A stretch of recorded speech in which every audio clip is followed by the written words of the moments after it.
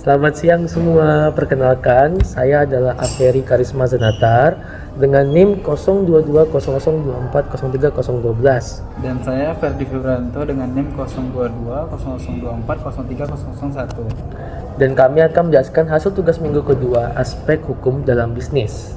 Berikut jawaban kami.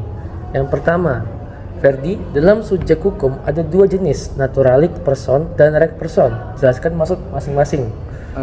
Jadi gini, natural person atau subjek hukum merupakan manusia sebagai subjek hukum yang melakukan hak dan kewajiban sejak lahir hingga meninggal.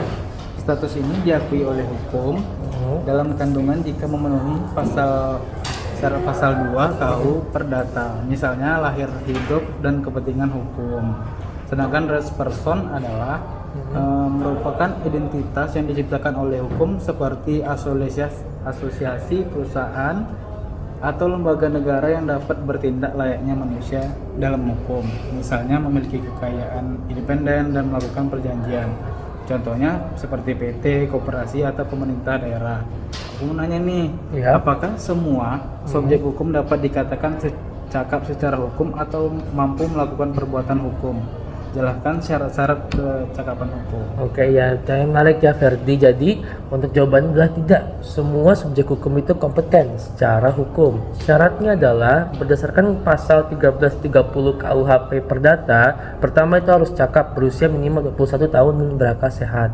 Kedua, kalau tidak cakap itu maka anak di bawah umur, maksudnya belum 21 tahun, dia juga merupakan yang berada di bawah pengampuan karena gangguan mental, mabuk, atau pemborosan. Dan satunya lagi adalah perempuan yang sudah menikah namun ketentuan ini telah dicabut berdasarkan SEMA nomor 3 tahun 1963 dan UU nomor 1 1974. Lalu Ferdi, bagaimana suatu persekutuan dapat menjadi rek person? Untuk menjadi badan hukum atau res person, persekutuan harus memenuhi syarat. Yang pertama dibuat dengan akta notaris. Yang kedua itu didaftarkan di kepanitiaan pengadilan setempat. Yang ketiga juga mendapat pengesahan anggaran dasar dari materi hukum dan HAM, khususnya dana pensiun dari materi keuangan. Yang terakhir juga diumumkan dalam berita negara Republik Indonesia. Dan aku juga nanya, apa perbedaan antara basit dan ekendom, dan jelaskan. Oke, jadi basit itu adalah penguasaan fisik, di mana ini merupakan kepemilikan fisik atas suatu benda. Untuk benda bergerak, basit dianggap sebagai ekendom, pasal 1977 KUHP Perdata. Contoh, memegang HP pribadi secara langsung. Sedangkan ekendom itu adalah hak kepemilikan, maksudnya adalah hak absolut untuk menguasai suatu benda secara hukum, diakui meskipun benda tersebut berada di tangan pihak lain. Contohnya adalah sertifikat tanah sebagai bukti kepemilikan sah. Lalu Ferdi, yang terakhir nih Fer, jelaskan apa sih yang dimaksud dengan kadaluarsa atau verjaring?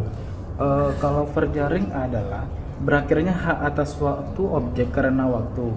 Benda bergerak atau tidak ada verjaring karena basit dianggap sebagai ekendom. Benda tidak bergerak ada verjaring. Misalnya kepemilikan tanah bisa hilang jika digunakan atau diklaim dalam jangka waktu tertentu sesuai hukum.